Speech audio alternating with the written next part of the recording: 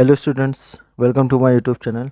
Students, हम लोग class 11 का मिसलेनियस एक्सरसाइज का सॉल्यूशन कर रहे हैं, जिसमें हम लोगों ने कुछ क्वेश्चन को डिस्कस किया था। आज हम लोग क्वेश्चन नंबर 3 और 4 को सॉल्व करेंगे।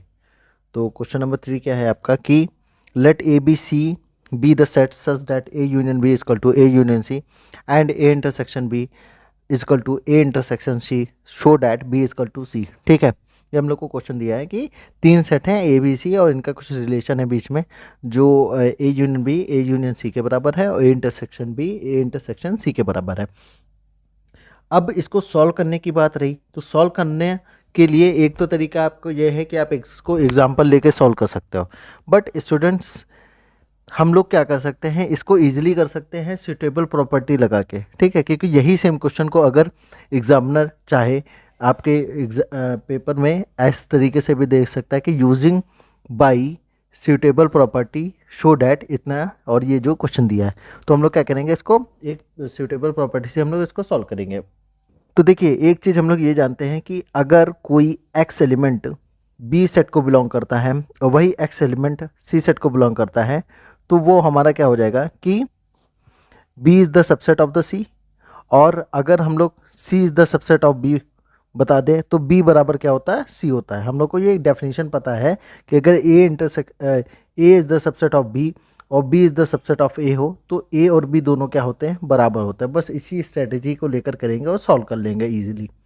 तो देखिए क्या करेंगे, हम लोग लेट कर लेंगे, let x belongs to the b। ठीक है, क्योंकि हम लोग को b सबसेट c का दिखाना है और c सबसेट b का दिखाना है, दोनों को इक्वल कर देना है।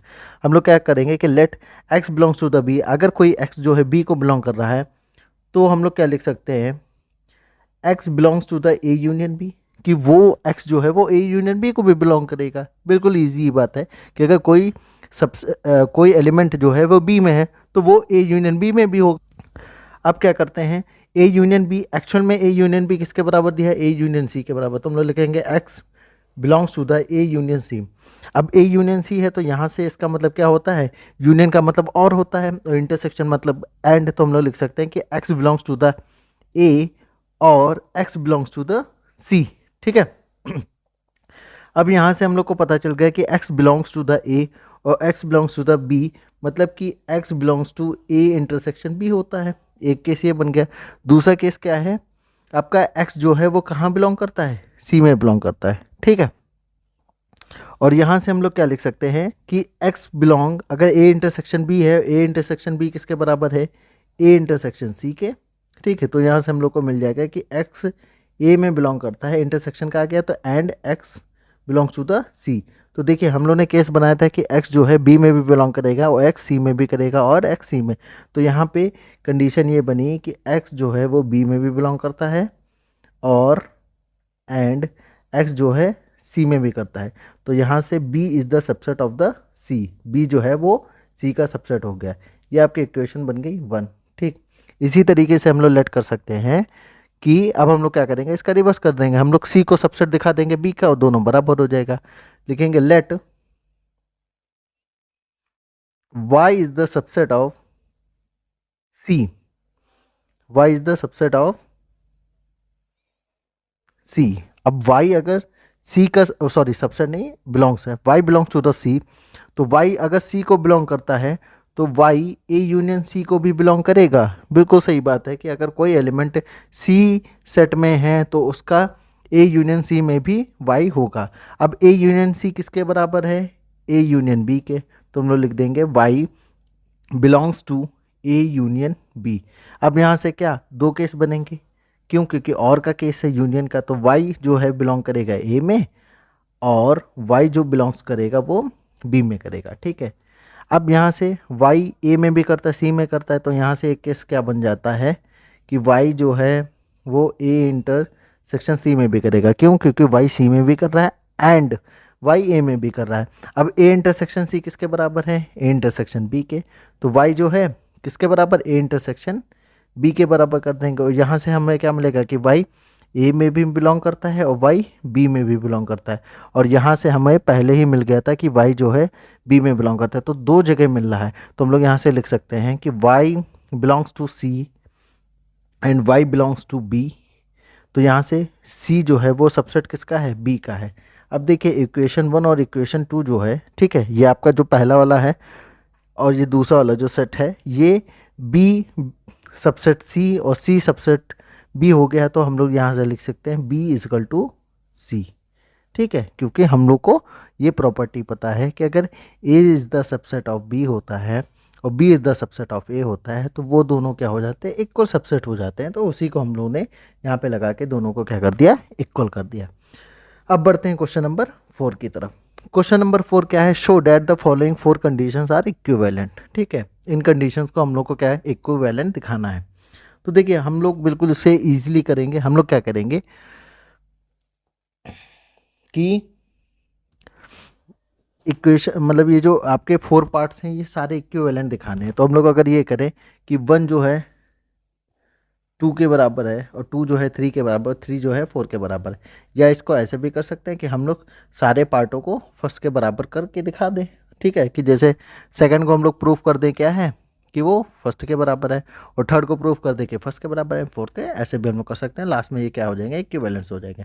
तो हम लोग इसी स्ट्रेटेजी को फॉलो करेंगे। तो पहले हम लोग दिखाएंगे कि सेकंड जो है वो किसके बराबर है, फर्स्ट के, फिर हम लोग थर्ड को फर्स्ट के बराबर दिखाएंगे एंड देन फोर्थ को फर्स्ट के बराबर दिखाएंगे, देन चारों इक्वल हो जाएंगे।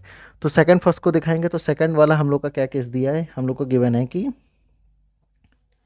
a माइनस बी जो है वो किसके बराबर है, 5 के बराबर है, ठीक। तो हम लोग लेट कर लेते हैं कि लेट कोई x जो है वो बिलोंग्स टू क्या करेगा, a minus B, that is the 5।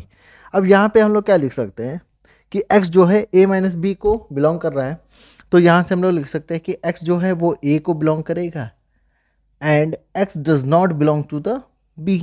क्यों, क्योंकि अगर कोई एलिमेंट, अगर मैं लिखता हूँ कि a माइनस बी को करता है, तो इसका मतलब है कि x जो है वो a को करेगा एंड b को नहीं करेगा, बी को वो नहीं करेगा, क्योंकि ओनली वाला केस होता है ना ए माइनस बी।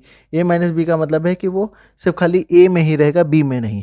तो यहाँ पे देखिए हम लोगों ने लिखा कि x belongs to A and x does not belong to B.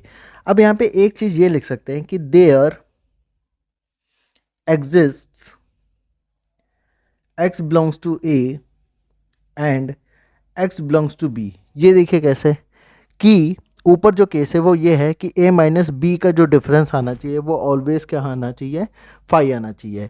अब हम लोग क्या एक ऐसा भी केस लिख सकते हैं कि x जो है a में भी बिलोंग करेगा, b में भी बिलोंग करेगा, और इनका जो डिफरेंस होगा वो 5 होगा। इसको एग्जांपल के हेल्प से समझते हैं, जैसे कि a इजकल टू, मान लीजिए हमारा सेट है 1,2 और b इजकल टू कितना है 1,2,3।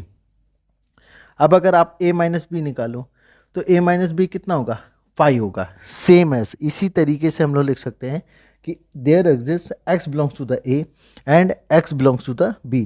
अगर कोई एलिमेंट a में भी बिलोंग करता है, b में भी बिलोंग करता है, तो उसका मतलब है कि a is the subset of b। तो यहाँ से क्या हुआ, यहाँ से हम लोग का पहला वाला पार्ट सेकंड से फर्स्ट प्रूव हो गया।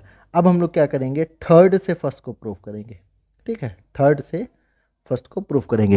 ये ध्यान रखिए, यहाँ पे ध्यान दीजिए आप लोग कि एक केस ये भी हो सकता है कि x जो है a को भी बिलोंग करेगा और b को भी बिलोंग्स करेगा, और वो केस ये हो सकता है कि a बराबर 1 2 है, b बराबर 1 2 3 है, तो अगर इसका डिफरेंस निकालें तो ये 5 होगा। तो हम लोग इसको भी इस तरीके से लिख सकते हैं। अब ये थर्ड का फर्स्ट से कैसे करेंगे, हम लोग लेट कर लेते हैं कि let x belongs to a, कोई x एलिमेंट है जो a में है। अब अगर x a में है तो x belongs to a union b में भी होगा, बिल्कुल होगा, a यूनियन b में भी होगा, कि अगर कोई x एलिमेंट a सेट में है तो उसका a यूनियन b में भी होगा। अब यहाँ एक्चुअल में थर्ड वाले में क्या दिया है कि a यूनियन b जो है वो किसके बराबर है, b के बराबर है। सिंस गिवन है हम लोग को कि a यूनियन b जो है वो किसके बराबर है, b के बराबर। अब यहाँ से हम लोग को क्या मिलेगा, x a में भी बिलोंग कर रहा है, x b में भी बिलोंग कर रहा है, तो हम लोग लिख सकते हैं, यहाँ पे पहले लिख लेते हैं x a and x belongs to the b, so a is the subset of b। तो यहाँ से हम लोग का थर्ड से फर्स्ट b प्रूफ हो गया। अब हम लोग का बचता है फोर्थ वाला। अब हम लोग क्या करेंगे, फोर्थ से फर्स्ट को प्रूफ करेंगे, फोर्थ से फर्स्ट को प्रूफ करेंगे। फोर्थ वाला क्या है? फोर्थ वाला हम लोग लिख सकते हैं कि लेट कर लेते हैं कि let x belongs to a है। अब जैसे x बिलोंग्स टू a है तो x a बराबर कितना दिया है? a इंटरसेक्शन b लिख देंगे, since a equal to given है कि a इंटरसेक्शन b। अब x belongs to a intersection b है तो यहाँ से हम लोग क्या लिख सकते हैं कि x belongs to a and का केस आएगा। यूनियन होता है तो और, इंटरसेक्शन होता है तो एंड। तो x belongs to a and x belongs to b। अगर कोई एलिमेंट a को भी बिलोंग कर रहा है और b को भी बिलोंग कर रहा है तो इसका मतलब है कि a is the subset of b। तो देखिए हर केस में हम लोगों ने यहाँ से a intersection a is the subset of b, a is the subset of b और a is the subset of b, तीनों केस में निकाल लिया। मतलब कि यहाँ से फर्स्ट, सेकंड और थर्ड और फोर्थ जो हैं ये सारे एक दूसरे के क्या हैं? इक्विवेलेंट हैं। तो स्टूडेंट इस तरीके से हम लोगों ने दोनों क्वेश्चन को सॉल्व कर लिया है और इसके और भी जो क्वेश्चन हैं उनकी लिंक डिस्क्रिप्शन बॉक्स में दी है, आप लोग जाके वहाँ से देख सकते हैं। Thank you very much.